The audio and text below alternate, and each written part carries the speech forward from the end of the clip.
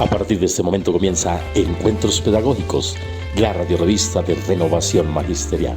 Encuentros Pedagógicos, Magisterio, Sindicalismo, Cultura, Actualidad Nacional, Pedagogía.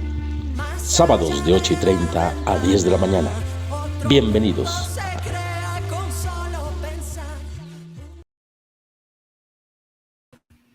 Muy buenos días a todos y a todos que nos están escuchando en este momento. Siendo las 8:30 de la mañana, abrimos Encuentros Pedagógicos, la radiorrevista de Renovación Magisterial, hoy, sábado 24 de mayo. Muy buenos días al magisterio y a todos los trabajadores que están escuchando en este momento a través de los diferentes medios de comunicación. Hoy nos acompaña en la conducción del programa Marta Liliana Puentes Pardo, en compañía de Paula Carvajal en Lengua de Señas. Recuerden que nos pueden sintonizar todos los sábados por Facebook Live, en Renovación Magisterial y en YouTube Encuentros Pedagógicos.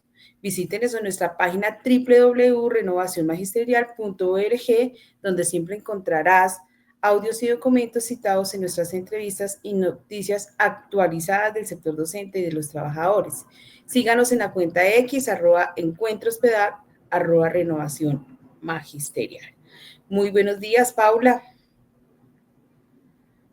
Bueno, hoy iniciamos con muchas expectativas acerca de lo que va a pasar esta semana y es hacerles una invitación para que nos movilicemos el 28 y el 29 de este mes. Bueno, vamos a iniciar con el Rincón de Apolonia, la participación de las mujeres en los cabildos abiertos. Yo soy una aventurera. El Rincón de Apolonia, territorios de mujeres en perspectiva. Invitamos a Sonia Liliana Vivas Piñeros, docente de la institución Nuevo Horizonte, sede Torca, integrante del colectivo Malú. Y aquí iniciamos con otro Rincón de Apolonia, territorios de mujeres en perspectiva. La Ley 1757 del 2015, por la cual se dictan disposiciones en materia de promoción y de protección del derecho a la participación democrática, establece en su artículo 3 que el cabildo abierto es un escenario de origen popular. Es decir, que no podrá ser presentado por corporaciones como asambleas departamentales, consejos municipales o juntas administradoras locales. El cabildo abierto es una reunión del pueblo soberano para discutir libremente sobre asuntos de su interés, ampliando los escenarios de participación ciudadana de manera directa y pública. En este país ya llevamos una semana en la que los cabildos abiertos se configuran como el escenario de respaldo a las reformas sociales impulsadas por el gobierno, donde no se renuncia a la consulta popular que recoja las demandas laborales de diferentes sectores, de manera muy particular de la clase trabajadora. Y allí, por supuesto, que la participación de las mujeres es determinante. Porque como espacios de participación en los cabildos abiertos se expresan opiniones y se hacen demandas específicas desde lo local que impactan en lo nacional.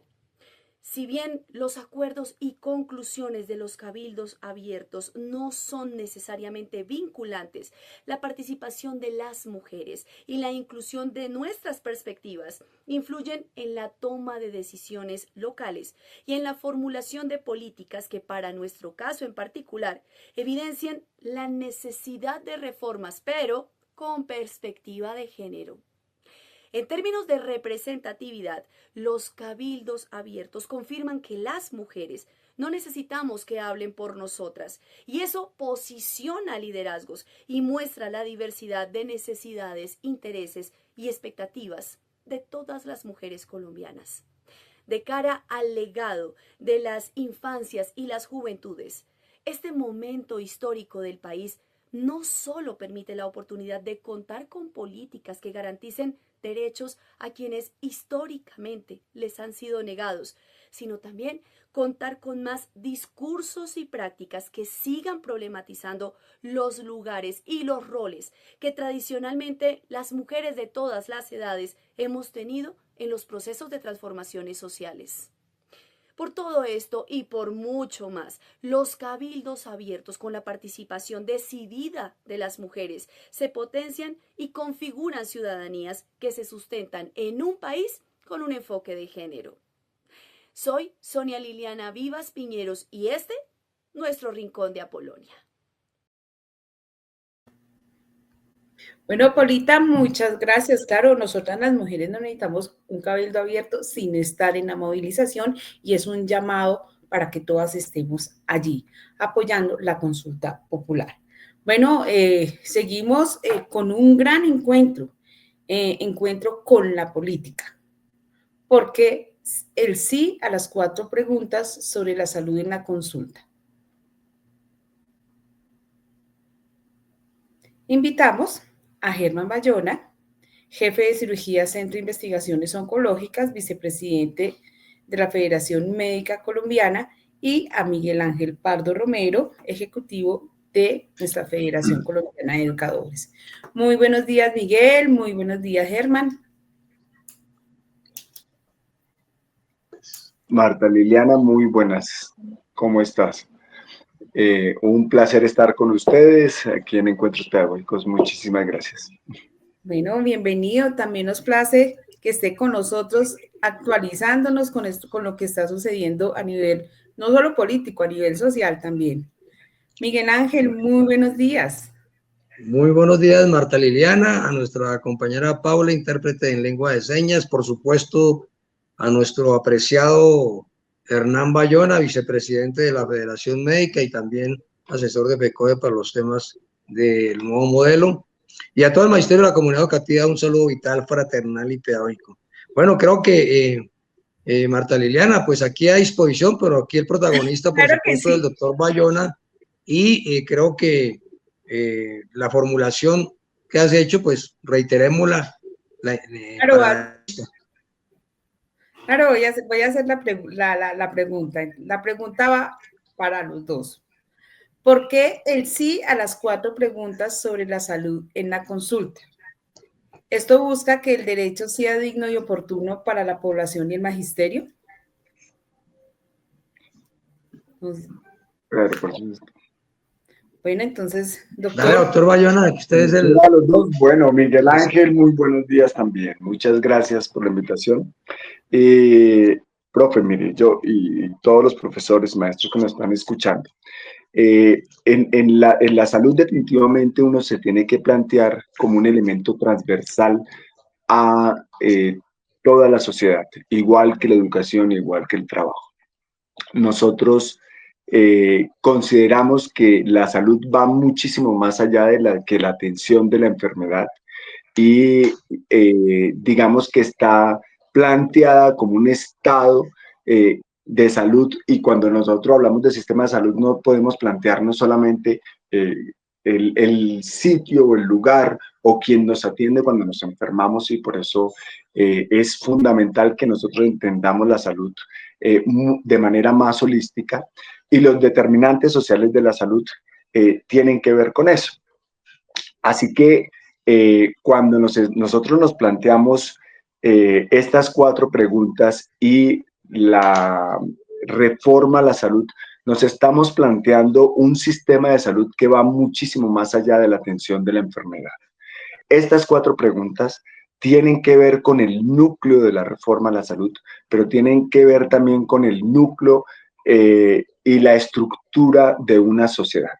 Si nosotros no tenemos, y lo digo pues aquí en un espacio donde ya lo saben, pero no quisiera ser reiterativo, educación, salud y trabajo, pues es muy difícil que una sociedad se pueda desarrollar y que podamos solucionar los problemas estructurales de nuestro conjunto social, pues.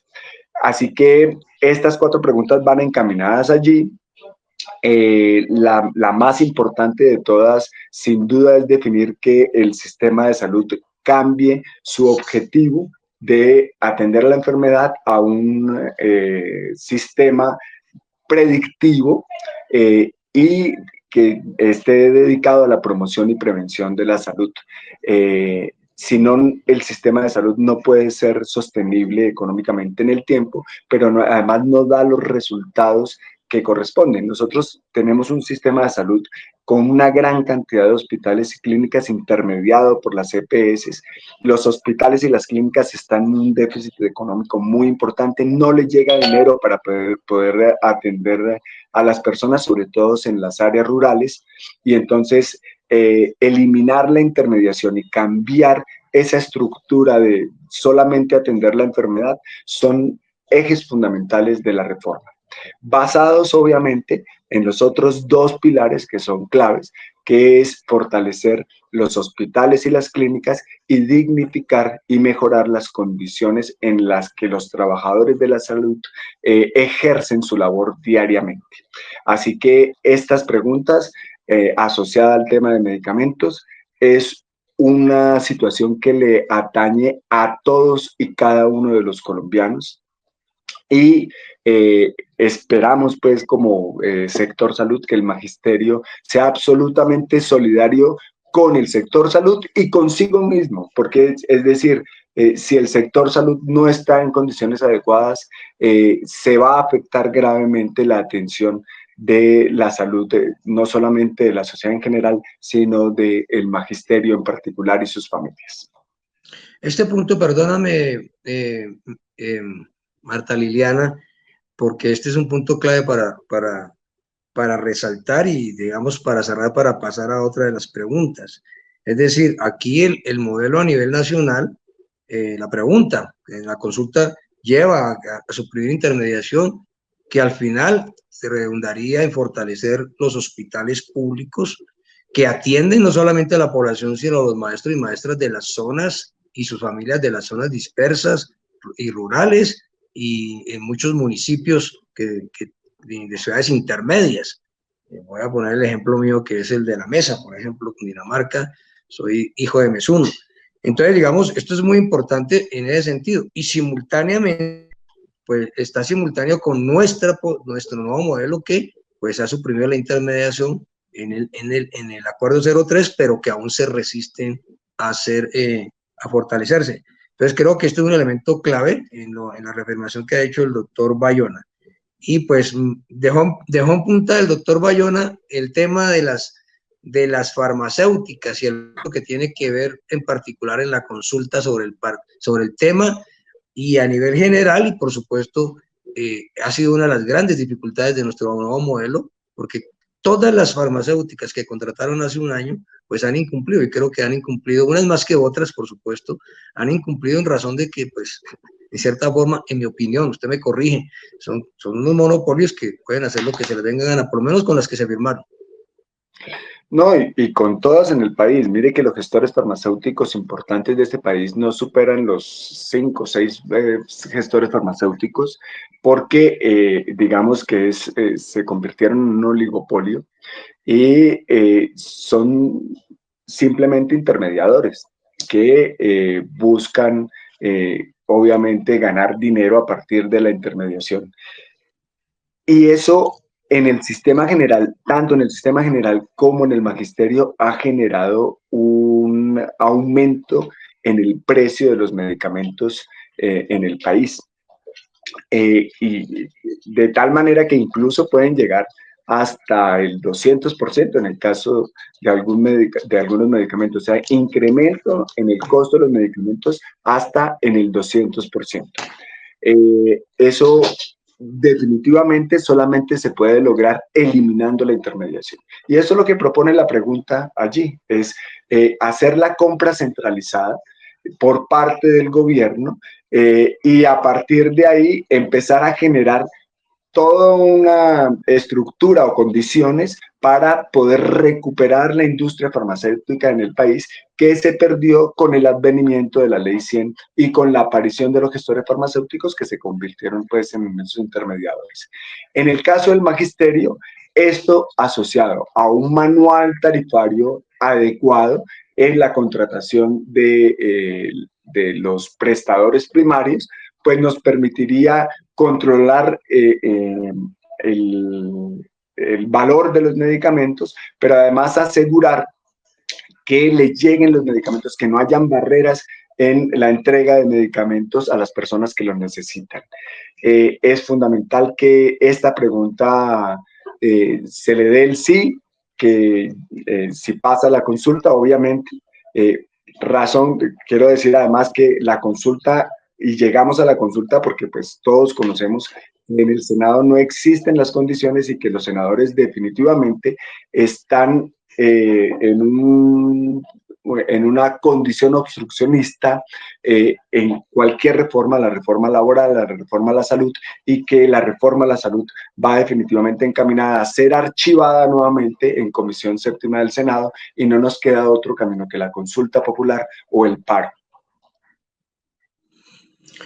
Bueno, absolutamente clara, ¿no, Marta Liliana? No sé si tengas sobre Claro el que particular sí. o pasamos a la otra pregunta No, es de la consulta.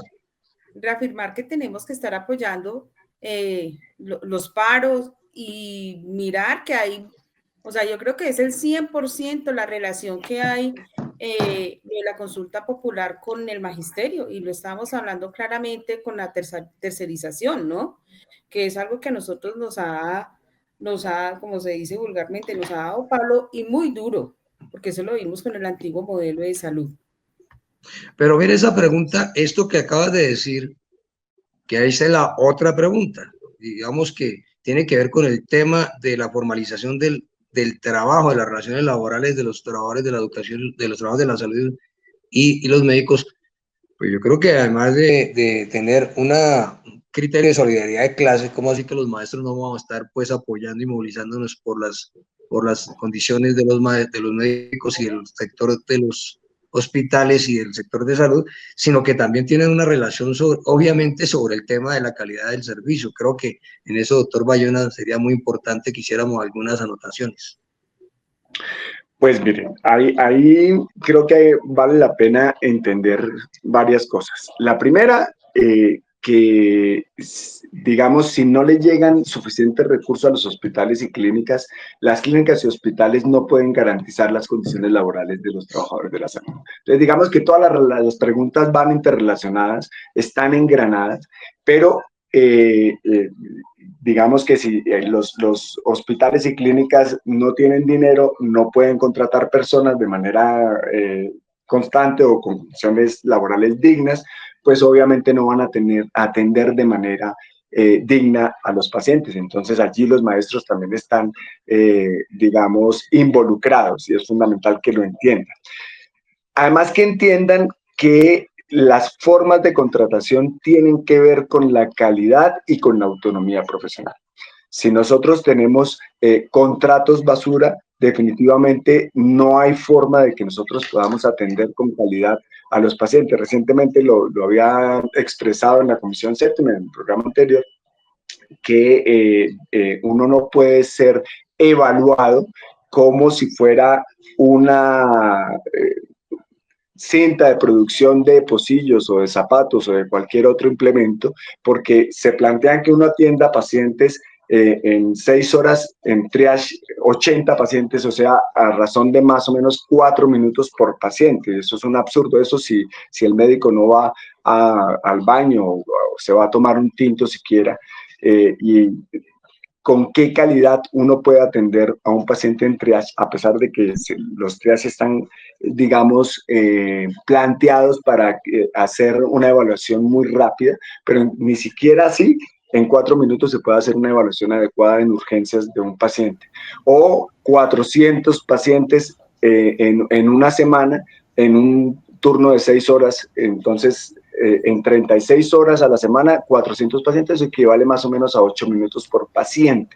Eso literalmente es un absurdo, y hay que entender que si no tenemos condiciones adecuadas, atendemos mal a todo el mundo, a toda la población en general, y eso incluye obviamente a los maestros. Eso por un lado. Además, yo quiero hacer gala de mi condición de médico, y es que nosotros estamos sometidos a condiciones, a jornadas extensas desde el punto de vista laboral. Nosotros los médicos en Colombia trabajan normalmente 16 horas diarias, pero además hacen turnos de 24 horas y continúan trabajando al día siguiente por su jornada habitual. esas condiciones extenuantes terminan impactando de una manera muy importante en la calidad de atención. A esas condiciones extensas agréguele el riesgo físico al que estamos expuestos, al riesgo biológico, a las agresiones por parte de los pacientes, porque desafortunadamente los trabajadores de la salud somos quienes ponemos la cara a los pacientes de un sistema que está funcionando muy mal y obviamente somos sujeto de muchas agresiones frente al mal trato que le da el sistema de salud a las personas.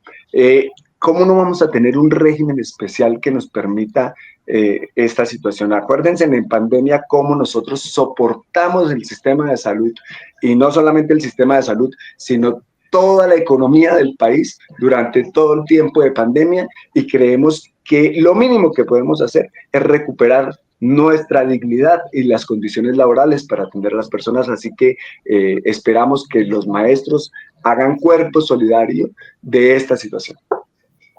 Miguel, doctor Bayona, muy buenos días. Miguel, muy buenos días. Buenos días, Jairo, señor director. Bien, gracias, doctor. Pues yo escuchando toda esta sustentación que se hace respecto a las 4 preguntas para la salud, pues yo creo que también aquí cabe, Miguel, doctor, ponerle nombre a qué se debe esta crisis de la salud, ¿no? Cambiar el sistema quiere acabar y ponerle nombre de quiénes son los que están obstruyendo y quiénes están llevando la plata de la salud. Lo que acaba de decir el doctor Bayona, se le ha escuchado a los doctores en todos los sitios donde lo van a atender a uno, de cómo tienen que atender los pacientes, cuántos minutos tienen, y además son mal pagados. Entonces, ¿por qué están mal pagados? ¿Dónde está la plata? ¿Por qué se desaparece la plata? ¿Y quiénes son los que se llevan la plata? Esa sería mi pregunta para que nos la aclaren al magisterio y a todos los colombianos, porque eso tiene que ver con todo el sistema de salud. En el caso de los maestros, tiene que ver con la fiduprevisora, ¿no? Miguel. Ahí me gustaría decir unas cosas, Miguel, adelante, perdón. No, dale, doctor Bayona. No todos los días lo tenemos a usted aquí, entonces a mí sí me tienen seguidito, pero a usted no, dale. Jairo, no, mire, lo que pasa es que allí hay varias cosas. Uno, que tiene que ver también con la pregunta que refería sobre el flujo de recursos de los hospitales. Los trabajadores de la salud no reciben pago porque los hospitales y clínicas no tienen dinero para pagarle. Pero además de eso, muchos hospitales y clínicas han generado la intermediación laboral, la tercerización laboral. Y ese es uno de los elementos. Uno lo que pretende es que se elimine cualquier tipo de tercerización laboral, porque eso afecta obviamente las formas de atención. Estaba diciendo, por ejemplo, que hay un sindicato, entre comillas sindicato, que es el Sindicato Antioqueño de Anestesia, que hace esta forma de contratación. Entonces, recibe a las personas, le cobran el 7% por afiliación, le retienen un porcentaje para salud y pensión, y encima de eso retienen un porcentaje, entre comillas, para cesantías. O sea, todo lo paga el trabajador de la salud.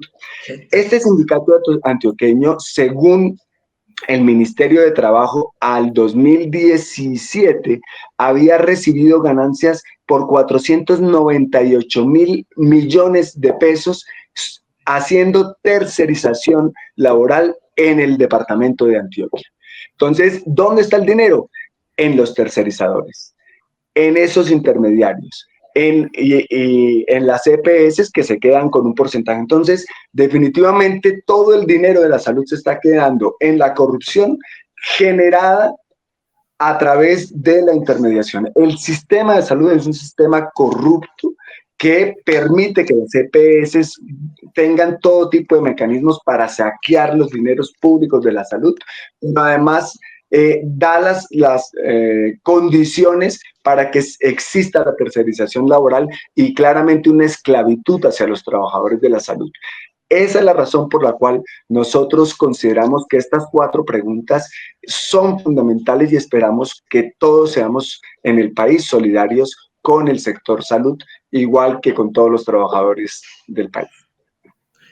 Jairo, yo acudo a las cifras que el mismo doctor Bayona ahorita nos brindaba en el programa de encuentro de FECODE, y es que el tema es que hoy las entidades médicas están en un 19% en los hospitales públicos, ¿sí es así, doctor Bayona?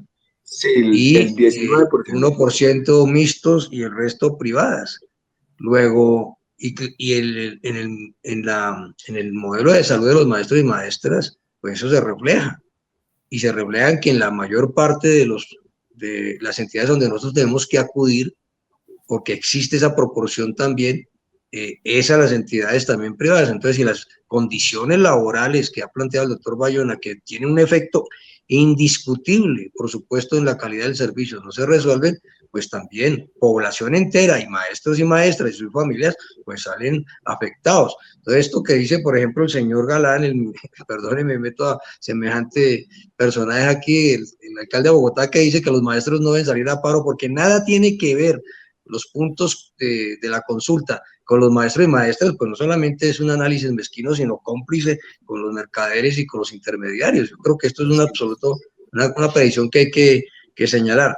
Y paso al tema de la pregunta sobre la prevención, porque ese es el otro pulso que tenemos en la entidad, en lo que corresponde al modelo del magisterio y al modelo general. Nosotros, pues los recursos que queremos quitarle a la intermediación es para que se fortalezca más un sistema preventivo en salud, y creo que esa nota es muy importante que la desarrolle doctor Hernán. Sí, es cierto. Miren, los modelos de salud en el mundo, llámese, vamos a ponernos con los países como Inglaterra, Francia, España, si nos queremos comparar con los países desarrollados, o con países no tan desarrollados y más cercanos a nosotros en Latinoamérica, Chile, Costa Rica, y Cuba, tienen, digamos, gastan el 30 o 40% del gasto total en salud, en prevención. Colombia no alcanza al 3 o 4% del gasto en salud en promoción y prevención. Eso hace que las personas se enfermen de manera muy importante, pero además que no exista prevención secundaria, que es que las personas que están enfermas sean atendidas de manera temprana y tengan controles para evitar que existan complicaciones de la enfermedad. Y por eso, en el caso del magisterio, tenemos un gran porcentaje de personas con cáncer porque no se hace detección temprana, un gran número de personas que llegan a accidentes cerebrovasculares, a infartos del miocardio, porque no se atienden los pacientes hipertensos y diabéticos de manera adecuada. Entonces, un sistema de salud que no gasta en promoción y prevención no es sostenible económicamente en el tiempo. Pero más allá de la economía, los efectos deleterios y las secuelas que generan no atender la enfermedad de manera temprana y evitar que la gente se enferme, genera indicadores de salud que nos ponen en los últimos lugares en el mundo en los sistemas de salud. Por eso tenemos una mortalidad materno-infantil tan elevada, por eso tenemos una mortalidad de cáncer, de pacientes con cáncer tan elevada, y por eso tenemos un gran número de pacientes con insuficiencia renal y en diálisis renal, que no debería ocurrir, por encima de todos los indicadores y porcentajes que tenemos en los países vecinos y en el mundo en general. Bueno, doctor Bayona, muy importante todas estas aclaraciones. Creo que la conclusión es que los maestros y maestras, sin ninguna duda, si estamos hablando de un paro nacional de la salud, pues empecemos fortalezcamos el del 28 y 29, porque este sí es un paro que tiene como objetivo a los principales autores materiales e intelectuales de que los sistemas de salud, el general y el nuestro, estén en las dificultades que hoy estén. Gracias, doctor Bayona. Marta Liliana, entonces paso la posta. Muchísimas gracias. Me despido entonces y recordarles que el sistema de salud del FOMAC está inmerso dentro del sistema de salud general, que si las condiciones del sistema general de salud no son buenas, las del sistema de salud del magisterio como régimen especial también son afectadas. Así que creemos que debemos hacer un solo cuerpo solidario para poder luchar por las condiciones de la salud y el trabajo de todos los colombianos. Bueno, Miguel Ángel, doctor Bayona, y bueno, gracias por hacernos reconocer la importancia de ir el 28 y el 29 a las calles. Estamos hablando de varios elementos, entre esos está la tercerización y la prevención, que nosotros hasta ahora estamos empezando con esos cuadros epidemiológicos y que se necesita de ir más allá. Muchas gracias. Un placer, hasta luego. Bueno, hasta luego. Bueno, seguimos con Encuentro con Canapro. Canapro, solidaridad que hace vida.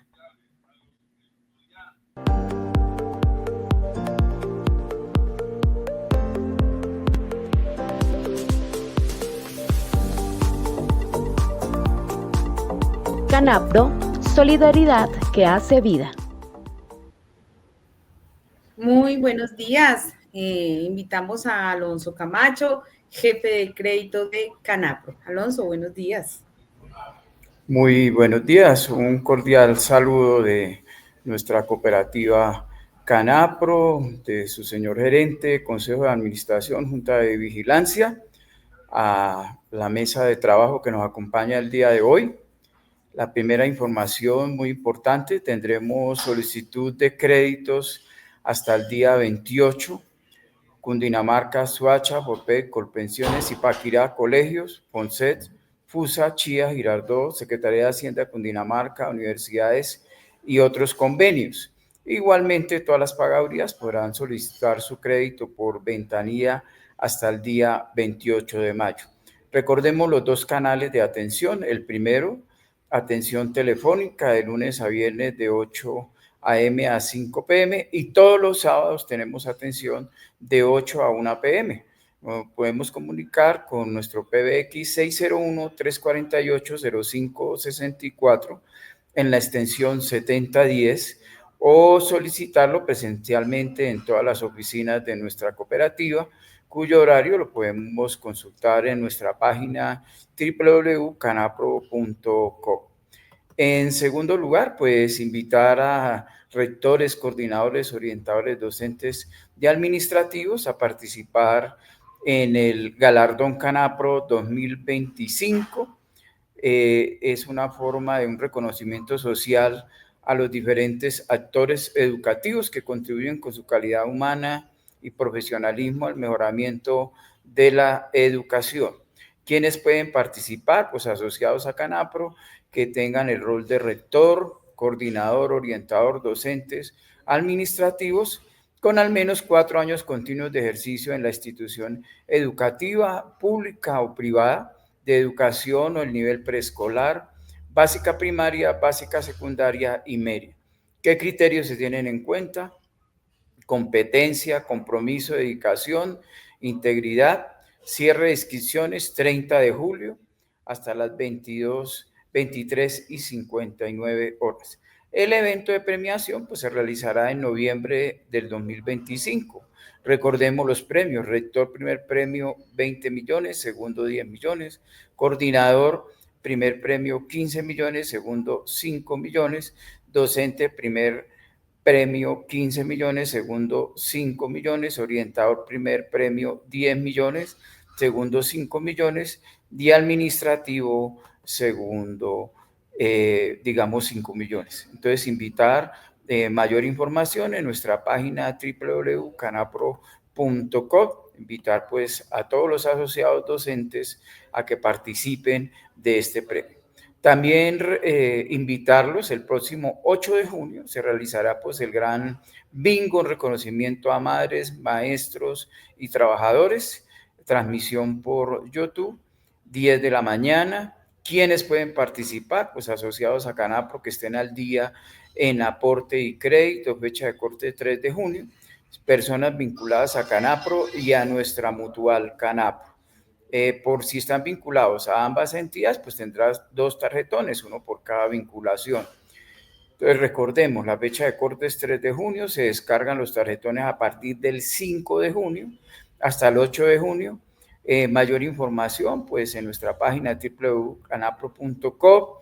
Novedades y dudas, educación@canapro.co. ¿Qué premios? Hay un bingo de 1 millón, un bingo de 2 millones, otro bingo de 3 millones, un bingo de 4 millones y otro de 5 millones. Entonces invitamos a todos nuestros asociados, pues estar al día en en aportes y créditos para participar pues en esta gran actividad.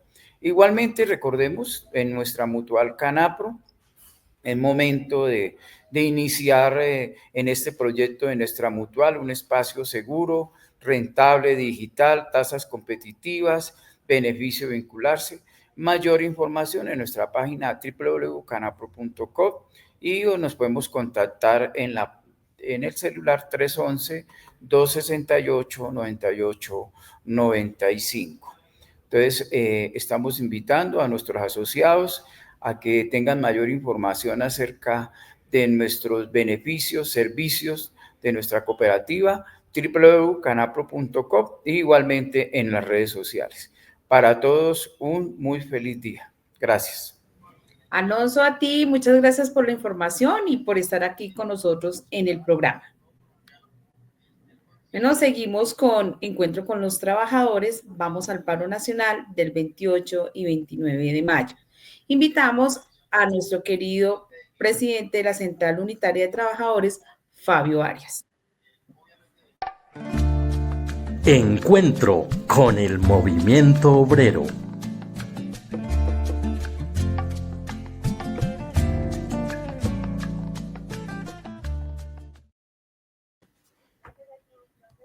Fabio, muy buenos días. Querida Marta Liliana, buenos días para usted y toda la audiencia de Encuentros Pedagógicos. Muy amable por la invitación. A usted, Fabio, gracias por actualizarnos. Y bueno, hoy tenemos que hacer una gran fuerza, meterle fuerza para la asistencia al paro nacional del 28 y 29 de mayo.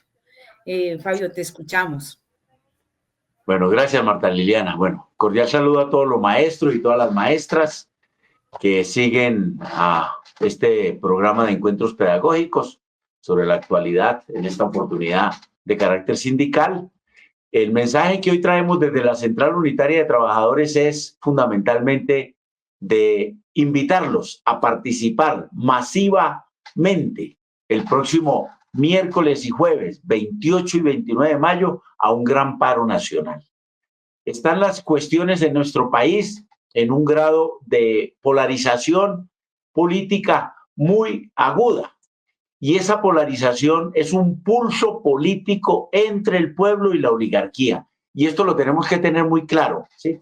Es imposible no hablar de polarización cuando la oligarquía está ahogando, haciendo frustrar nuestras aspiraciones, abortando nuestras esperanzas y nuestros anhelos sobre la recuperación de derechos, tanto en materia de laboral como de salud, como de pensiones, porque también hay riesgo ya en la Corte Constitucional sobre la reforma, sobre la ley pensional, como también sobre la ley orgánica del Sistema Legal de Participaciones, sobre la ley 30 del 92 sobre recursos para la educación superior universitaria, etcétera, etcétera.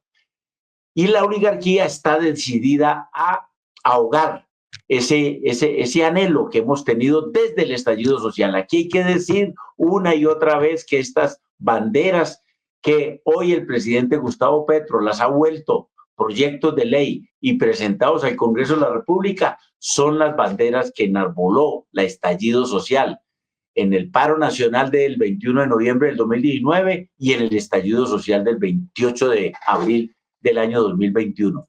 De tal manera que no podemos, ahí sí como se dice, quedarnos quietos, no podemos quedarnos simples espectadores frente a esta traición que está haciendo la oligarquía al pueblo, lo está afectando de manera significativa. Son todas decisiones en contra del pueblo. Entonces, hundieron la reforma laboral, ¿sí?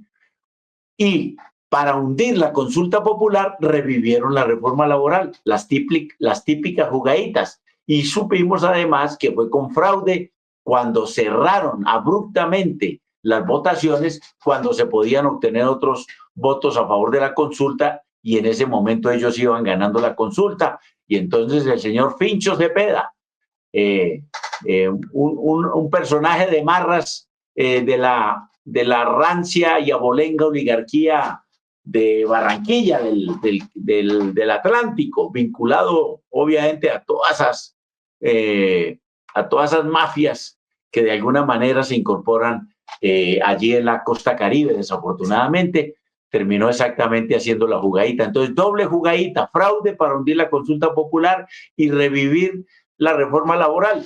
Y hoy la Comisión Cuarta del Senado prácticamente está destruyendo, está haciendo trizas la reforma laboral que fue aprobada en la comisión, en la plenaria de la Cámara, y que pasaba a tercer debate, donde fundida en la comisión séptima, la revivieron para pasarla a la comisión cuarta, y esa comisión cuarta hoy está haciendo trizas lo que aprobaron los parlamentarios de la Cámara de Representantes en la comisión, en la plenaria de la Cámara, de tal manera que hay suficientes elementos y herramientas para salir al paro nacional del 28-29. Aquí hay que aclarar que este paro es contra la oligarquía, el sector de la oligarquía que está en el Senado de la República, que sigue insistiendo en hundir y destruir y hacer trizas, cuando no las hunde, hacer trizas las reformas del cambio, la de recuperación de derechos. Entonces, la invitación es fundamentalmente a esta situación. Con lo que está haciendo la Comisión Cuarta del Senado, se hace todavía mucho más significativo e importante respaldar la consulta popular en la segunda versión que presentó el Congreso, con los 16 puntos, 12 sobre la reforma laboral y 4 sobre la reforma a la salud. Para ese paro también es para respaldar la consulta popular y obviamente rechazar lo que está haciendo hoy la Comisión Cuarta del Senado de hacer trizas la reforma laboral. Maestras y maestros, estamos en un momento de la lucha política, en una hora en la cual hay que tomar partido y tomar decisiones frente a la situación política que hay. Es la movilización social, es el paro, la huelga, lo que ha hecho fuerte a los movimientos sociales a lo largo y ancho del país. Esta es la oportunidad entonces de señalar la inconveniencia de lo que hace el Senado, de exigirle que apruebe la consulta popular y que obviamente las reformas del cambio puedan avanzar, y por tal motivo rechazar todo lo que están haciendo en este momento. Apreciadas maestras y maestros, nos vemos en las calles, nos vemos en el paro nacional el próximo 28 y 29 de mayo, con alegría, obviamente, con entusiasmo, de manera pacífica, por supuesto, atendiendo los mecanismos civilistas y democráticos que la Constitución y la ley nos da, pero con mucha energía y mucha fuerza. Buen día para todas y todos. Muy amable, Marta Liliana. Fabio, a ti muchas gracias y gracias por la invitación. Y es decir, o sea, nosotros también somos docentes y por lo tanto somos personas, debemos pensar en lo político, económico, social, que es la base estructural de la educación. Lo otro, Fabio, decirte que mira, tenemos a el Sindicato de Educadores de Santander, ASOINCA, Putumayo, ASEP, UMASH, ADIDA y otras filiales que sí van a apoyar el paro del 28 y el 29 y van a salir a las calles, Fabio. Por eso, la ADE, nosotros tenemos que estar también allí en las calles. Por supuesto. Nos vemos nuevamente en la calle el 28 y 29 de mayo. Buen día. Bueno, Fabio, un abrazo muy fuerte. Gracias. Bueno, seguimos con Informe Capital, la actualidad del Magisterio Bogotano. Invitamos a Andrés Ballén, secretario general de la ADE.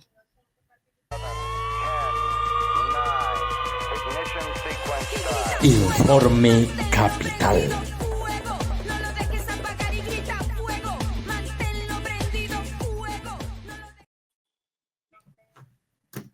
Muy buenos días, Andrés.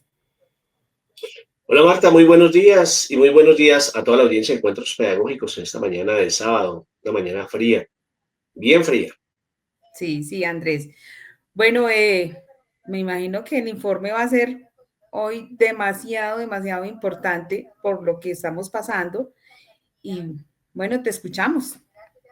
Bueno, pues es un informe demasiado importante y demasiado conciso. De esa manera lo haré. Tiene que ver con lo que está ocurriendo en el país alrededor de las reformas por el cambio, particularmente la reforma laboral. Lo criticable, lo triste, lo bochornoso de ese Congreso que decidió hundir la consulta popular, dejar a las comunidades sin la posibilidad de decidir acerca de su futuro laboral, del futuro de nuestras familias, de todas las personas con quienes convivimos, porque finalmente vivimos desde lo que trabajamos.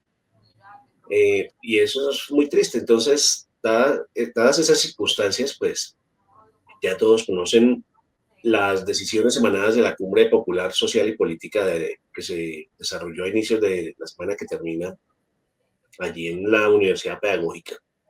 Una declaratoria de paro nacional de 48 horas, un paro con el fin de presionar, de hacer sentir la fuerza de la población para que sea tenida en cuenta su opinión acerca de todo lo que acerca de todo lo que hemos perdido durante más de 20 años en materia salarial, en materia laboral, y la posibilidad ahora de recuperarlo, pero definitivamente unos pequeños grupos esos pequeños sectores que concentran la mayoría de la riqueza del país definitivamente tienen sus marionetas en el Senado y pues lo impiden. Ese llamado a paro debe ser acogido por el magisterio. Nosotros tuvimos una deliberación en el seno de la Asamblea, cuando digo nosotros es la ADE, hubo una deliberación en el marco de la Asamblea General de Delegados del pasado jueves, en donde pues había dos posiciones claramente marcadas alrededor de esto. Una, la de desarrollar una serie de actividades durante toda la semana, incluido pues el día miércoles 28 y el 29, y otra, la de lanzar una declaratoria de paro de 48 horas. Ganó la primera opción por una votación mayoritaria dentro de la Asamblea, y se aprobó ese plan que tiene que ver con unas decisiones, con unas actividades desde el día lunes, incluyendo el acompañamiento, una rueda de prensa en un colegio que tiene grandes dificultades de entornos y convivenciales al interior, que es la ciudad educativa, por ejemplo, de Bosa. La realización de un Facebook Live, unas asambleas con las comunidades. Se llama así a apoyar la actividad del jueves, que es el cabildo en la Plaza Bolívar, y alguna otra actividad el viernes. Desde acá queremos invitar a las personas a que se acompañen lo propuesto, pero acogiendo en la medida de sus posibilidades las propuestas emanadas del Comando Nacional Unitario, de todos los que están impulsando las actividades de la cumbre, que salen de la Cumbre Social, Popular y Política. Y bueno, aquí quiero hacer un comentario adicional, Marta, y es que no es cierto que la ADE haya comprometido, haya condicionado la posibilidad de protestar y la posibilidad de la lucha que haya dejado condicionada la salida a protestar al tema de las no represalias por lo del 11 de julio. Son dos cosas completamente diferentes. La verdad es que quiero aquí aclarar ese asunto compartiéndoles el siguiente texto, el siguiente análisis, porque pues varios han dicho que definitivamente con ocasión de lo de la posición de actividades, que son actividades del 11 de julio, entonces la organización estaba impedida para salir. No es cierto, la decisión se toma pues la decisión que tomaron esos sectores mayoritarios, pues la tomaron con base en otras consideraciones. Entonces, me permito compartir lo siguiente, que el cumplimiento de lo acordado con la Secretaría de Educación para el 11 de julio no implica renunciar a la exigencia de derechos. Con relación a la jornada del 11 de julio, dispuesta para la reposición de actividades no desarrolladas por la participación del magisterio en las jornadas sindicales de los días 18 y 31 de marzo y 24 de abril de 2025, pues queremos aclarar lo siguiente. 1. La reposición de actividades del 11 de julio no altera la jornada laboral del magisterio. Esto, Marta, dice, para aclarar también lo que nos han expresado algunos compañeros de que les han dicho que el 11 de julio hay que trabajar a doble jornada para reponer esas jornadas de protesta de marzo y 24 de abril. No es cierto. Entonces, dice acá, no es cierto lo que se está diciendo en algunos colegios sobre donde las directivas afirman que la reposición del 11 de julio es de tiempo y que por lo tanto se debe trabajar a doble jornada. En ningún caso se hará labor en contrajornada ni en fines de semana. Lo acordado con la Secretaría de Educación quedó en los siguientes términos, textualmente, abre comillas. Se acuerda que la reposición de actividades no desarrolladas, ojo, actividades no desarrolladas, no es tiempo. Las actividades no desarrolladas por la participación del magisterio en las jornadas sindicales de los días 38 y 21 de marzo y 24 de abril de 2025 se realizará el 11 de julio, oído a esto, dentro del marco y el respeto de la jornada laboral docente. La Secretaría de Educación del Distrito se compromete a no aplicar los descuentos, a no aplicar descuentos salariales por estos 3 días, ni afectaciones en componentes salariales, ni medidas disciplinarias derivadas de la participación en dicha jornada sindical, cierra comillas. Ahí está clarito. No es ni reposición de tiempo y tampoco es en contrajornada ni en fin de semana, es dentro de la misma jornada. Segundo, no es cierto que la ADE negoció el derecho a movilizarse. En días pasados, en el presente mes, Isabel Segovia publicó una carta dirigida a las y los rectores de la ciudad donde dice, refiriéndose a la ADE, que, abre comillas, acordamos que las futuras movilizaciones que ocurran tendrán siempre en cuenta que los derechos de las niñas y los niños prevalecen y con esto, ojo, estoy leyendo textual las palabras de la secretaria, que los derechos de los niños y las niñas prevalecen y con esto las medidas administrativas que se iban a tomar por las manifestaciones de marzo y abril quedan sujetas al cumplimiento del acordado y a la recuperación del tiempo el próximo 11 de julio, cierra comillas. Lo anterior es una interpretación unilateral de quien asesora, entre comillas, a Segovia. Las no represalias no quedaron condicionadas a renunciar a nuestro legítimo derecho a la protesta. Lo acordado en este sentido con la Secretaría de Educación se registró en los siguientes términos. Vamos a lo textual de lo acordado sobre eso. Abre comillas, la SED, en negrita, la SED, la Secretaría de Educación, continuará garantizando el derecho a la protesta, enfatizando en la prevalencia del derecho a la educación de los niños, niñas y adolescentes, respetando su jornada escolar en concordancia con lo establecido en la Carta Política y la Jurisprudencia Constitucional. Cierra comillas. Ahí está clarito. La SED, la Secretaría de Educación, en ningún lado dice la ADE. Claro, nosotros respetamos el derecho a la educación, pero en ningún momento dejamos condicionada la posibilidad de la movilización, la protesta. Estos derechos constitucionales no quedaron condicionados. Como se puede ver, la organización sindical ADE no ha dejado condicionada la posibilidad de protestar y mucho menos puede interpretarse que salir a defender la educación pública vulnera el derecho a la educación. Entonces, rechazamos el constreñimiento manifiesto en las declaraciones de Isabel Segovia. Es importante aclarar esto, justamente porque ya desde ese desafortunado comunicado unilateral de la Secretaría apareció hace como una semana aproximadamente, y de ahí pues se han agarrado diversos sectores que quieren pescar en río revuelto para decir muchas cosas tergiversadas. Entonces, cierro diciendo que nos veamos en las calles, que apoyemos las actividades del Comando Nacional Unitario en la medida de nuestras posibilidades, de manera que manifestemos esa inconformidad. No es posible que se le niegue a las personas en el magisterio su decisión de si salir o no. Fue importante pues una manifestación de interés de apoyar el paro que se recogió por el canal de la ADE unos datos que se recogieron y allí muy claramente la gente manifiesta querer apoyar. Entonces, nos vemos en las calles, estamos apoyando plenamente desde Renovación Magisterial las decisiones de la Cumbre Social, Popular y Política. Un abrazo para todos y todas en este fin de semana. Claro que sí, Andrés. Desde Renovación Magisterial apoyamos el paro del 28 y 29 de mayo y todos a las calles. Andrés, o sea, personalmente lo digo, entre más nos amenacen, o a mí, entre más me presionen y más me amenacen, yo me voy para las calles a decir, no podemos trabajar así. Esas no son condiciones laborales.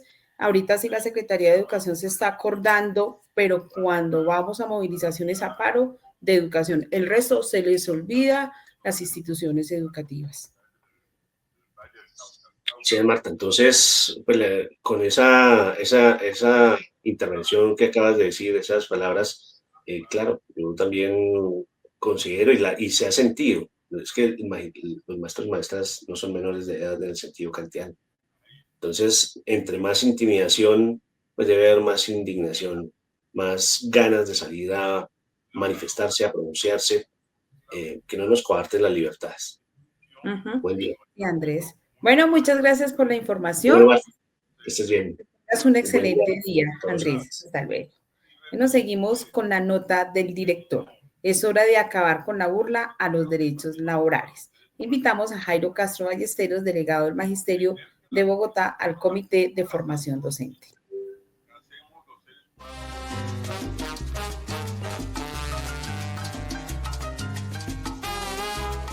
Nota del director.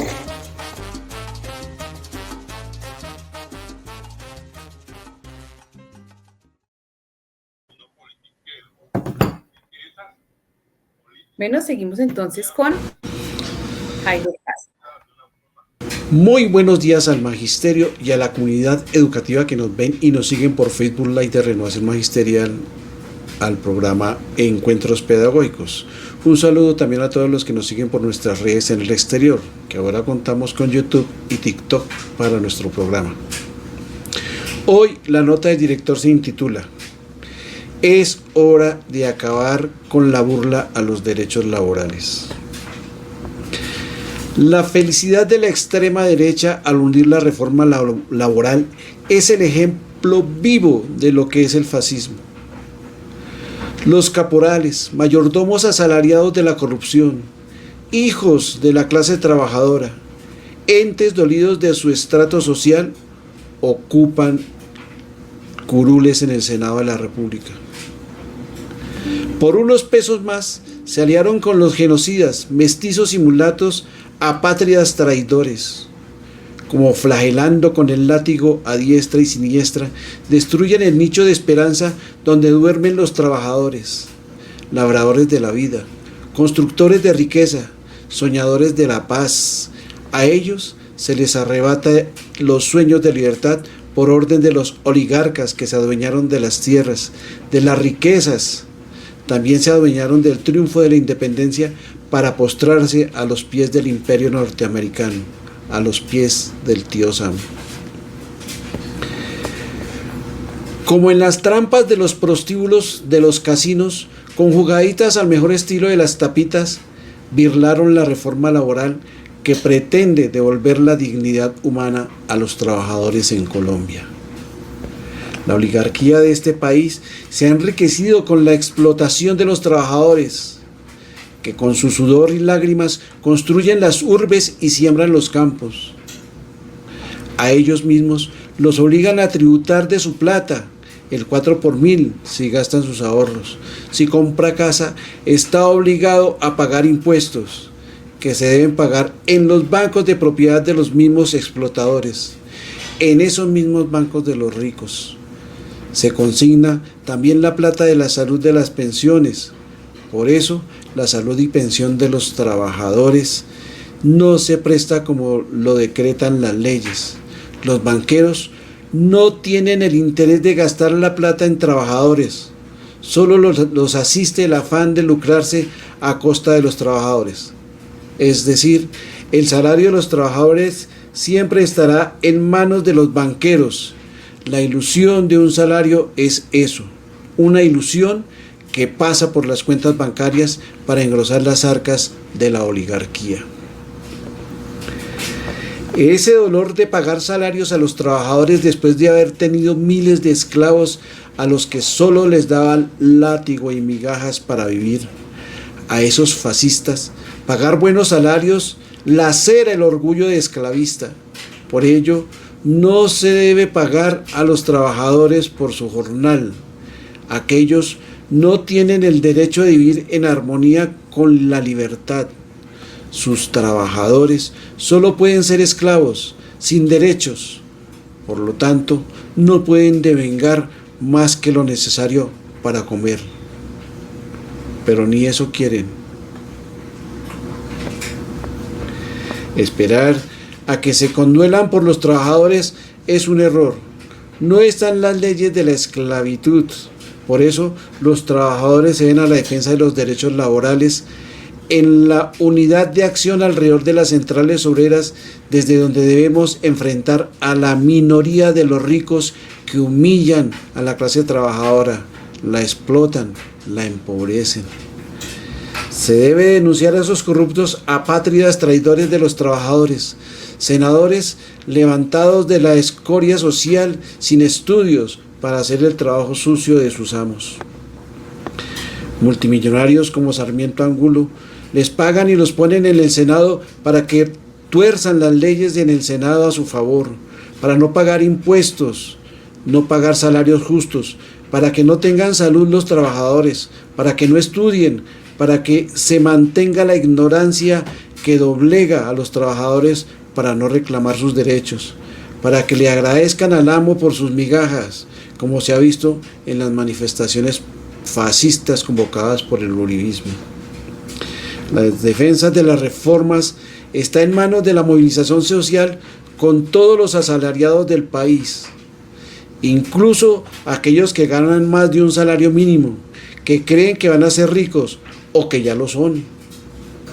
No se debe olvidar que en el Senado ya hay una propuesta para que los que ganen incluso 3 salarios mínimos deben pagar impuestos, que son a los que más les descuentan por ganarse unos pesos más en los bancos. Por solo tener plata allí, ya su dinero se les descuenta, en vez de valorizarse. Se debe acabar con la ilusión de ser ricos por ganar más de un salario mínimo. Es un sofisma para que se consuma más, para que crea que está viviendo mejor, cuando le está entregando su fuerza laboral para que los grandes banqueros sigan siendo esclavistas con la riqueza de los trabajadores. El llamado al paro el próximo 28 y 29 de mayo debe ser la respuesta masiva de todos los trabajadores del país, a quienes se les ha tratado como esclavos, a los que se les ha pisoteado los derechos de la salud, de pensiones y desde luego los derechos laborales, donde se esclaviza cuando no se paga por las horas nocturnas, los dominicales, los festivos, a los que les alargan las jornadas laborales, como en el magisterio, con una jornada única sin los elementos pedagógicos, sin espacios físicos adecuados, con una alimentación para los estudiantes precaria, porque directivos birlan las leyes que reglamentan la jornada laboral o una jornada global inexistente, o en la ley, o el 4x1, violan las normas laborales del magisterio con el beneplácito de la Secretaría de Educación del Distrito y con el alcalde mayor Carlos Fernando Galán. Por todo eso, el paro es contra el fascismo de la alcaldía de Bogotá, amangolada con la corrupción, contra los ladrones de cuello blanco sentados en la fiduprevisora, quedándose con la plata de la salud y las pensiones de los profesores, contra los senadores que se burlaron de la reforma laboral, las cristianas, Paola Agudelo de Mira, Berenice Bedoya de ASI, Beatriz Ríos de Colombia Justa y Libre, Miguel Ángel Pinto, liberal, Lida Biel Scaf, conservadora, Honorario Enríquez del Centro Democrático, Esperanza Andrade, conservadora, Alirio Barrera, sin título de bachiller del Centro Democrático. Contra todos ellos, vamos al paro el 28 y el 29 de mayo. ¡Que viva el paro nacional! Bueno, Paula, saludamos a Claudia Díaz y a nuestro querido compañero William Puentes, a María Elena Figueredo Flores, a José Moisés Chica Arbeláez, a Carlos Arturo Rodríguez Villalobos, a José Darío Duarte desde Meta presente y a nuestro querido compañero Javier Arley Peláez Castillo desde Putumayo. Aquí desde Renovación Magisterial enviamos un fuerte abrazo a todos los docentes a nivel nacional y también, pues aquí que está nuestro querido compañero Javier, a los docentes de Villagarzón Putumayo que estaban ayer en la celebración del Día del Maestro. Bueno, Paula, seguimos con Encuentro con Saturio. Las notas de Saturio con Cristian Rentería, docente de la SED, delegado a la Asamblea de la ARE. Muy buenos días a la amable audiencia. Bueno, hoy en este espacio viajamos al pasado para comprender mejor nuestro presente. Hablamos de una historia marcada por el dolor, la resistencia y la dignidad. La llegada de los primeros esclavos africanos a América y a Colombia, desde inicios del siglo XVI, miles de personas fueron arrancadas de sus tierras, encadenadas y traídas en condiciones inhumanas para trabajar en minas de oro, plantaciones de caña y grandes haciendas. En Cartagena, en Buenaventura, en algunos territorios del Chocó y otras regiones del país, su presencia marcó el inicio de una nueva realidad social y cultural. Pero no pensemos solo en esclavos. Pensemos en seres humanos con nombres, lenguas, creencias, músicas y memoria. Que a pesar del castigo, el desarraigo y la violencia, estas personas no se rindieron. Se organizaron, resistieron, crearon palenques como el histórico San Basilio de Palenque y sembraron las primeras semillas de libertad. Su legado no se quedó en la historia, vive en cada tambor que suena, en cada danza ancestral, en cada plato típico del Pacífico, en cada palabra que usamos sin saber su origen africano. Vive en la lucha diaria contra la desigualdad, en la exigencia por el respeto y en la defensa por la dignidad. La afrocolombianidad es mucho más que un reconocimiento étnico. Es una fuerza cultural, es un motor de resistencia, es una parte vital del alma del colombiano. Recordar a los primeros esclavizados no es un acto de compasión, es un deber de memoria. Honrarlos es también comprometernos con una sociedad más justa, donde nadie sea juzgado por el color de su piel, donde la cultura afro se respeta, sea protegida y valorada como lo que es una riqueza inmensa. Hoy, como cada día, las raíces de la resistencia siguen vivas y nos invitan a no olvidar. Bienvenidos a las memorias de Saturio. Por otro lado, Rochi y audiencia, quiero realizar una denuncia pública. Desde las memorias de Saturio rechazamos los acontecimientos racistas el día de ayer en la ciudad de Cali, donde un trabajador de la licorera de Caldas deja su carro en la vía pública. Para ponerlos en contexto, deja su carro en la vía pública y pues la persona de tránsito llega, le realiza el comparendo y ese señor de manera agresiva se le acerca y empieza a gritarle palabras despectivas como negro esclavo, negro, un poco de situaciones que ahorita abundan en las redes sociales, en Twitter.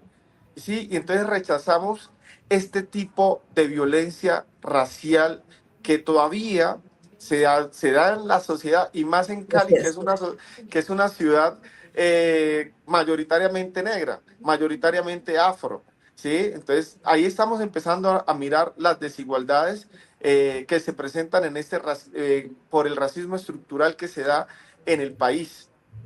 Hay que entender una situación y vamos a hablar un poquitico de historia y a veces los libros de historia dentro de nuestro país se ponen un poco incompletos porque hay que recordar que aquí todos hemos sido esclavos. Nuestros antepasados todos han sido esclavos.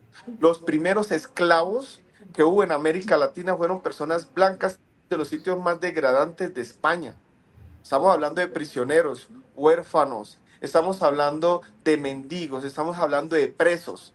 Entonces, aquí estamos hablando que la historia habla solamente de la mercantilización del ser de la persona negra traída del África, pero no estamos hablando de que las personas blancas también fueron esclavas en América, que claro, tenían unos derechos más o menos, porque si usted lo tilda de servidumbre, cuando usted viene y trabaja por un pasaje de Europa a América para esa época, donde usted trabajaba 4 a 7 años sin paga, sin derechos laborales. ¿Qué es eso? Eso es otra forma de esclavitud. Entonces, para las personas que a veces simplemente referencian a la persona negra, a la persona afrocolombiana como esclavos con sus comentarios despectivos y peyorativos, queremos decirle que aquí hablar de esclavitud tenemos que recordar y tenemos que completar estos libros de historia.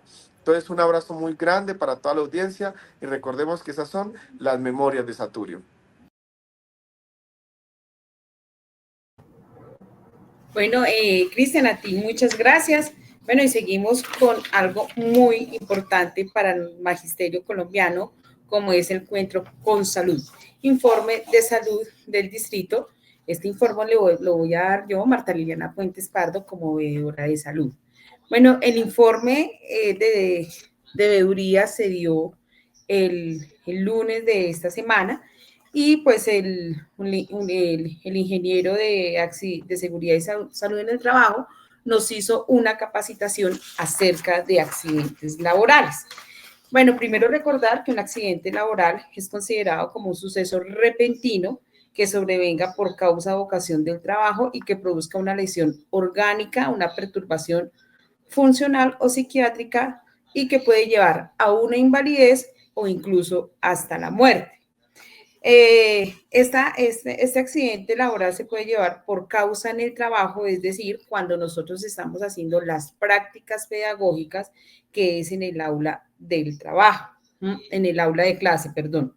Y con ocasión del trabajo, que aunque no es una consecuencia directa, o sea, en el aula del proceso pedagógico, sí está en relación con las condiciones de su actividad laboral. Puede ser en una actividad interinstitucional, puede ser cuando yo me estoy desplazando de un salón a otro, o sea, se va en diferentes contextos. Bueno, quería hablar acerca de qué se considera un accidente laboral, pero me voy a ir primero al reporte del accidente de trabajo del docente. Entonces, lo que nos dijeron es que todo accidente de trabajo debe ser reportado de entre los 2 días hábiles siguiente a su concurrencia y que el reporte de trabajo puede ser realizado por algunos de los siguientes actores. Si está el director docente, es quien debe de reportar. También el funcionario asignado a la Secretaría de Educación municipal, distrital o departamental. También lo puede hacer el docente activo o el directivo docente accidentado. Lo debe de hacer la IPS del médico tratante, o sea, cuando uno va y comentarle al médico qué es lo que está sucediendo para que también en sí, pues, le dé la incapacidad médica. El reporte se debe realizar en la plataforma Horus. Esto va para los directivos que deben ingresar a esta plataforma, documentar lo que ha pasado en el accidente, pues para que no vayan confusos. Y de esta manera, pues, ya se empieza, pues con la investigación del accidente de trabajo. Cuando se hace la investigación del accidente de trabajo, que es por medio de un perito que va a las instituciones educativas y dice, sí, eso es considerado como accidente laboral, pero si se suele equivocar, se puede otra vez pasar el proceso para que haya una segunda respuesta. Cuando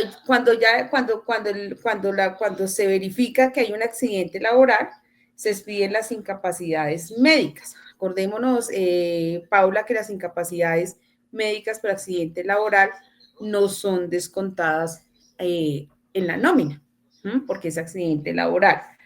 Pero si no es considerado accidente laboral, la incapacidad médica pasa como incapacidad de enfermedad general. Ahora sí, voy a hablar de por qué se produce o qué se tiene en cuenta para un accidente laboral. Primero, pues debe ser dentro de las instalaciones del establecimiento educativo. También se presenta cuando el docente o el directivo docente está en cumplimiento de órdenes del empleador o superior jerárquico. Quiere decir, si a ti te mandan a una capacitación, si a ti te dicen, bueno, va a haber un desfile cercano al colegio y a ti te sucede algo como docente, pues será considerado como accidente laboral. En cumplimiento de la actividad sindical, es decir, aquellos profesores que están con permiso sindical, siempre y cuando que el accidente se produzca en cumplimiento con dicha función. En la ejecución de actividades recreativas, deportivas o culturales, ya lo había nombrado. En el trayecto entre la residencia y el lugar de trabajo, quiere decir aquellos docentes que se trasladan de una sede a otra sede, y lo otro, los que utilizan transporte, que son acordados o que los ha mencionado la Secretaría de Educación. En el caso de Bogotá, la bicicleta. Lo otro es que también hay unos requerimientos para zonas de difícil acceso en cumplimiento a la actividad pedagógica. Acordémonos que los docentes se desplazan de un lugar a otro, puede ser a pie o puede ser por moto, pero si hay, por ejemplo, eventos catastróficos o eventos naturales, como es un derrumbe y el docente sale afectado negativamente, pues se considera como accidente laboral.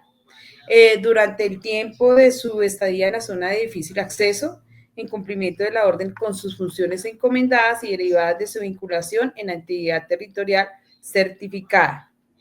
En cumplimiento de las labores pedagógicas de educación física y disciplinas culturales. Acordémonos que muchas escuelas rurales y aquellas que están en zonas de difícil acceso, pues difícilmente van a tener una cancha o van a tener elementos ¿para qué? Para abordar esto.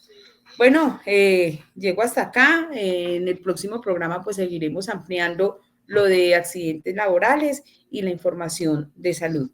Muchas gracias. Seguimos con primer conversatorio de paz en la institución educativa distrital Agustín Parra. Simijaca, Cundinamarca, invitamos a Andrés Ballén, a Miguel Ángel Pardo Romero, integrantes del Comité Ejecutivo de FECODE, de la Comisión Política y Secretaría de Prensa. Hasta güey.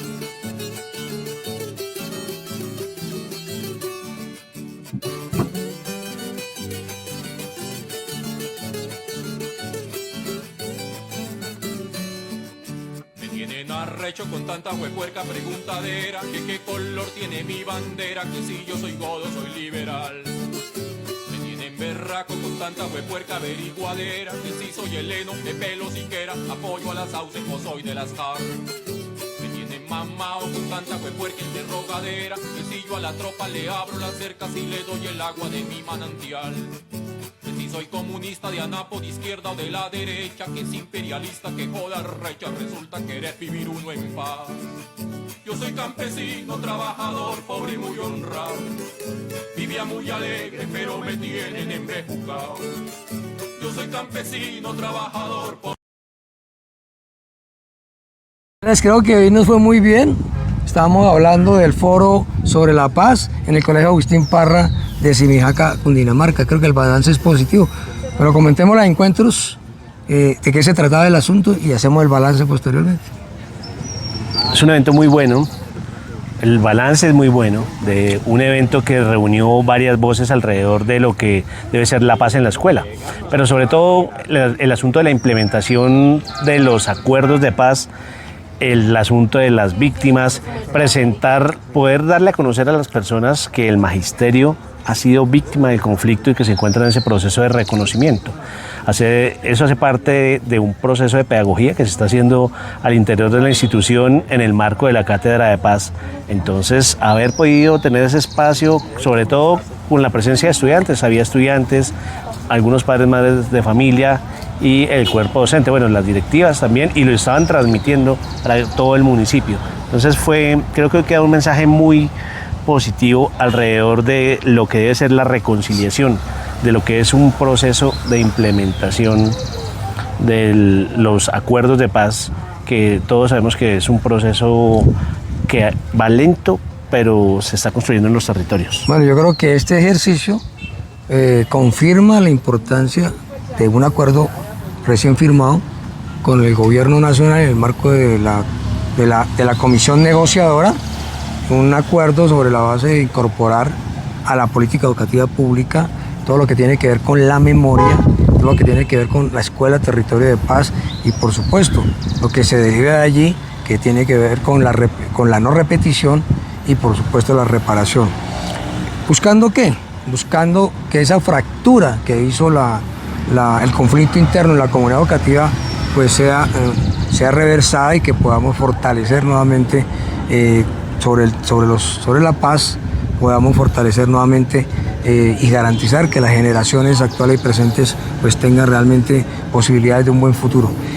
Creo que esto es muy clave y pues la idea central es que pues la táctica de la lucha armada y sobre todo cuando se degeneró, cuando fue cooptada por el narcotráfico y por otras prácticas como el secuestro, etcétera, pues no tenía ningún sentido y que era muy importante ese proceso de paz. Siempre creímos que no era el camino, pero adicionalmente queremos insistir que estamos en la dirección correcta en cuanto a que se proscriba definitivamente que las contradicciones entre los colombianos de cualquier tipo, sindical, académica, pedagógica, política, no se pueden resolver más sobre la base de la desaparición del contradictor.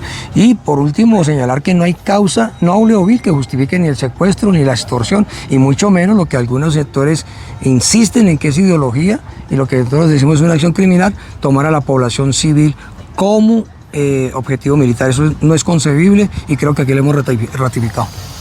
Básicamente dejamos un mensaje instalado y es el mensaje de no permitimos, no estamos de acuerdo, estamos con el reclutamiento de nuestros niños, niñas y jóvenes ni aquí en Simijaca, ni en Bogotá, ni en ningún territorio del país.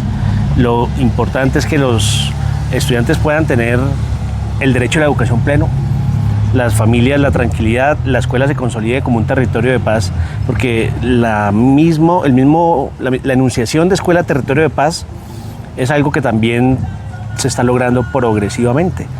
Es un cambio cultural hacia volver a darle a la escuela ese estatus del centro de la comunidad, del lugar donde se delibera, donde se piensa, no solamente donde se enseña y se aprende en términos académicos, sino el lugar que construye comunidad.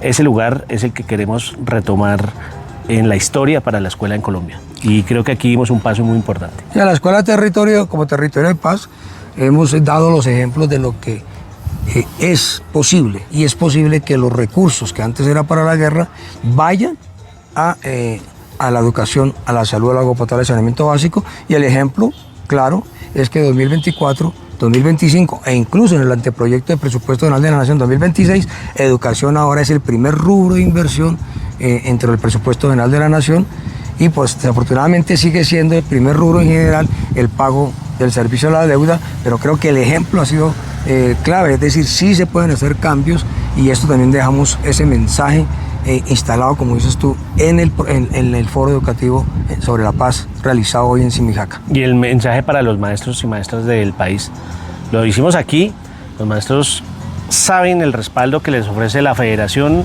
saben el respaldo que les ofrecen las filiales. En este caso, pues, como vocero representante de la ADE puede también decirles, estamos con el magisterio también para prevenir a futuro esas violencias que hemos padecido y que hoy nos tienen como víctimas del conflicto y cualquier tipo de violencia.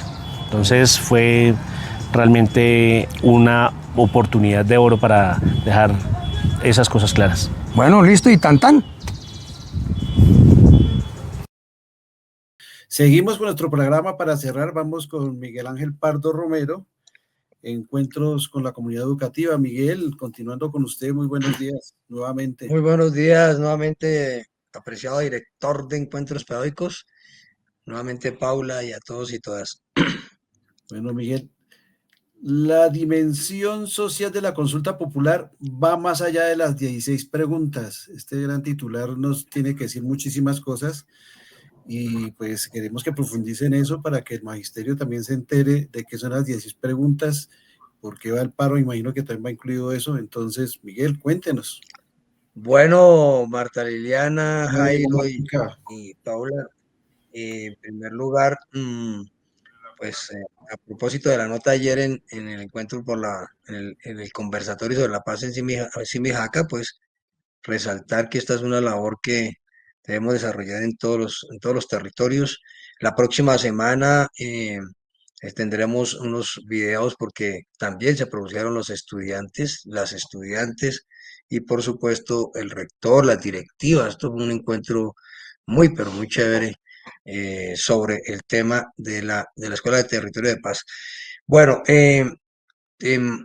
primita, pues el tema que está titulado acá es clave, porque digamos que lo del 28 y el 29 que se ha sido convocado por la Cumbre Social y Política eh, y por la Asamblea Nacional Popular, pues tiene un propósito que significa así respaldar la consulta popular y las 16 preguntas que están allí contenidas.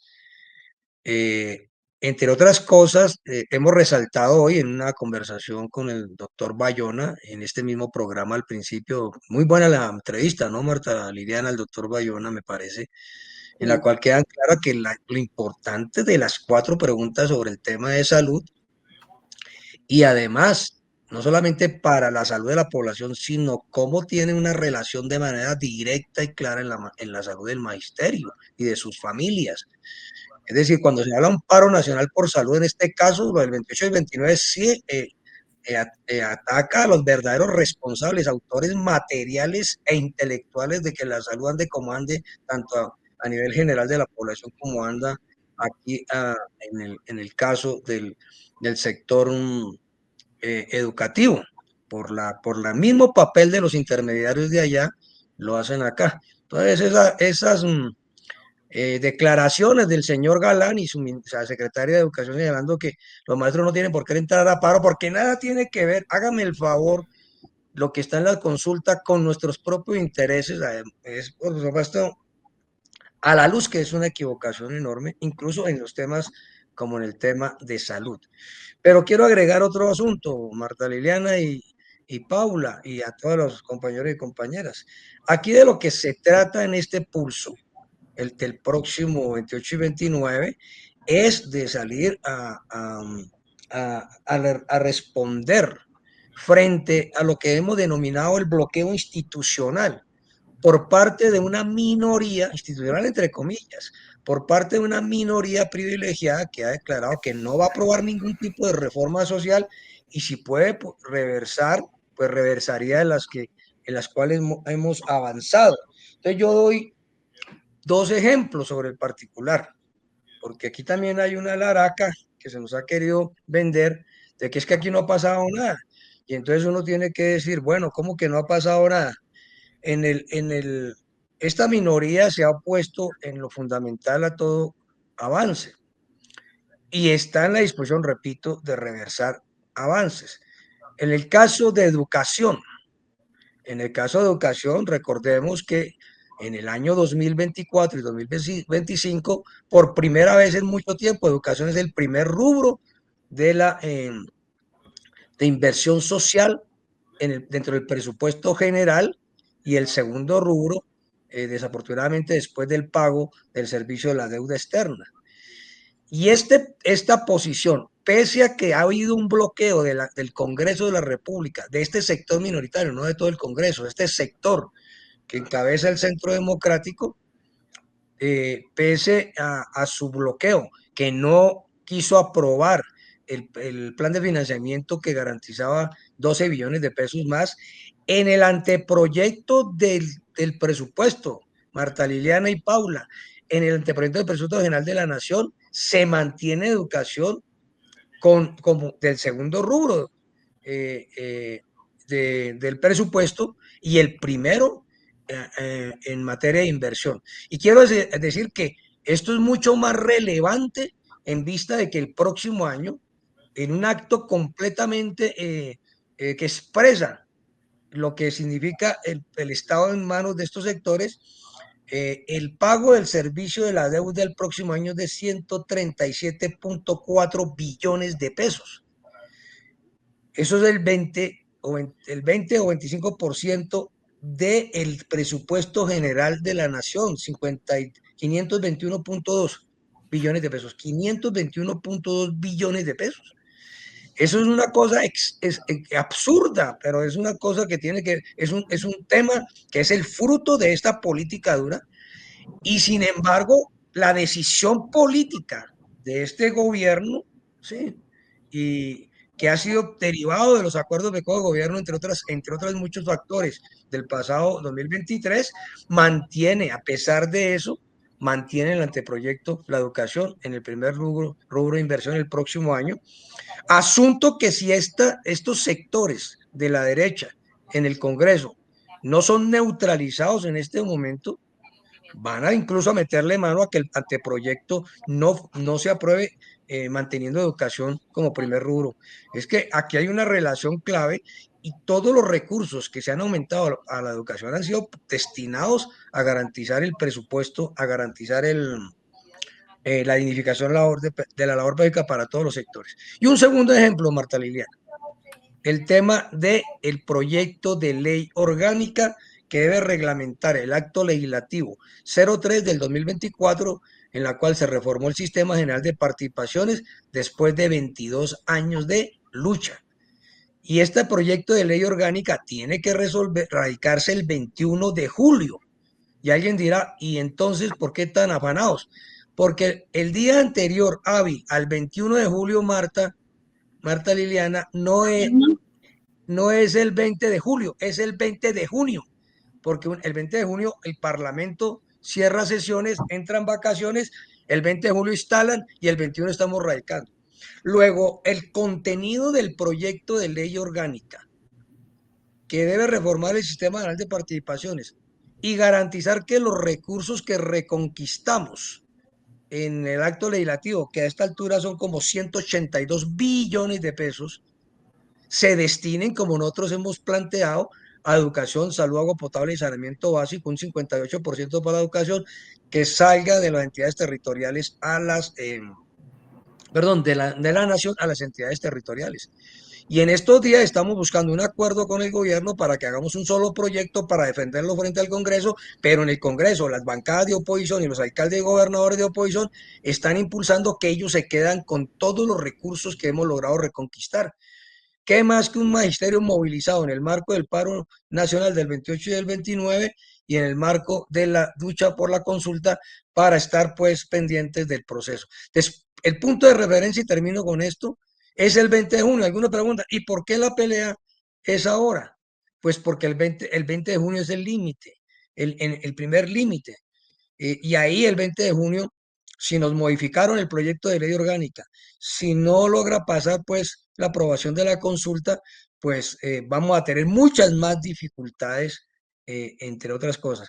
Y alguien ha hablado del proyecto de ley de bonos escolares. Pues en el proyecto de ley orgánica que presenta FECODE y que está conciliando con el gobierno internamente, pues tiene el propósito, entre otras cosas, y que busca pues hacer un acuerdo pues también coincide con las propuestas del gobierno, para decirlo más exactamente, está el de mantener que los recursos públicos y el presupuesto público deben ser destinados a la administración directa de los estamentos educativos por parte del Estado. Asunto que acabamos de firmar también como acuerdo entre FECODE y gobierno en el actual proceso de negociación en el sector educativo, que lo constituyen nuevas organizaciones del sector educativo y el gobierno. Entonces, aquí hay un esfuerzo enorme en estos momentos para garantizar pues que los recursos vayan a donde corresponden, a garantizar, repito, los derechos de educación, salud, agua potable y saneamiento básico, y un esfuerzo enorme para que los recursos de educación no se entreguen a los particulares como se ha venido haciendo. Y creo que eso es lo que a Galán le molesta, y por eso dice que nada tiene que ver el paro del 28 y el 29, pues obviamente nada tiene que ver, dice él, con los intereses pues del magisterio, de la población, del sector educativo, y que por eso el magisterio no debe participar. Pero por favor, creo que queda claro que que es absolutamente errada. Pero además, en el caso de ellos, en Bogotá, es precisamente porque ellos quieren los recursos públicos para seguir entregando a los particulares. Y ese es el pulso que hay y que nosotros, por supuesto, con el 28 y 29 en las calles vamos a desarrollar. El 28, y termino, Marta Liliana, es en todo el país, acciones de movilización en las calles, cacerolazos, etcétera, todos en las calles. Y por supuesto, el día 29, cabildos, donde podemos hablar y relacionarnos con el resto de la población y podemos hablar abiertamente sobre todos estos problemas como ciudadanos y ciudadanas, ¿sí? Y en Bogotá, a las 3 de la tarde del 29, el Cabildo Popular en la Plaza de Bolívar. Entonces, creo que estamos claramente convocados. Este es un asunto que le corresponde a toda la población, incluido el magisterio, y creemos que hay que actuar conjuntamente con todos los sectores para tener mucho más fuerza para que este bloqueo, entre comillas, institucional de esa minoría parlamentaria, pues no pueda prosperar. Eso es, Marta Liliana, y un reconocimiento a toda la bancada de Renovación y de otros sectores en la Asamblea de Delegados porque expusieron con mucha claridad este punto de vista. Tan tan. Bueno, Miguel, muchas gracias por tu información y sí, es importante. El magisterio tenemos que apoyar, no solo porque dicen que porque estamos beneficiando a un sector que no es de nosotros, no, nosotros somos también trabajadores, nuestros estudiantes, los papás son trabajadores, estudiantes que también tenemos en la nocturna, estudiantes del SENA, necesitan también nuestro apoyo y también lo que tú decías, lo que tú dices, y el doctor Bayona, pues a nosotros nos implica directamente porque estamos hablando de la salud.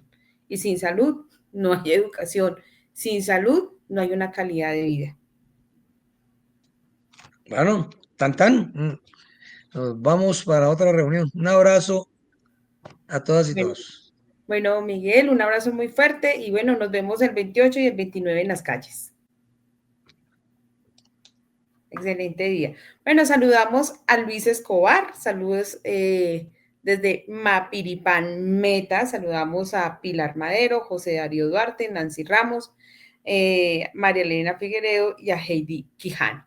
Bueno, se despide, agradecemos a todos ustedes por su sintonía, a todo el equipo de Renovación Magisterial en Colombia, al director Jairo Castro Ballesteros, al productor Sergio Camilo Castro en Lengua de Señas con Paula Carvajal y recuerden, nos vemos todos los sábados en su compañía de 8:30 a 10 de la mañana. Se despide quien les habla, Marta Liliana Puentes. Renovación Magisterial presentó Encuentros Pedagógicos. Los esperamos el próximo sábado a las 8:30 de la mañana. Gracias por acompañarnos.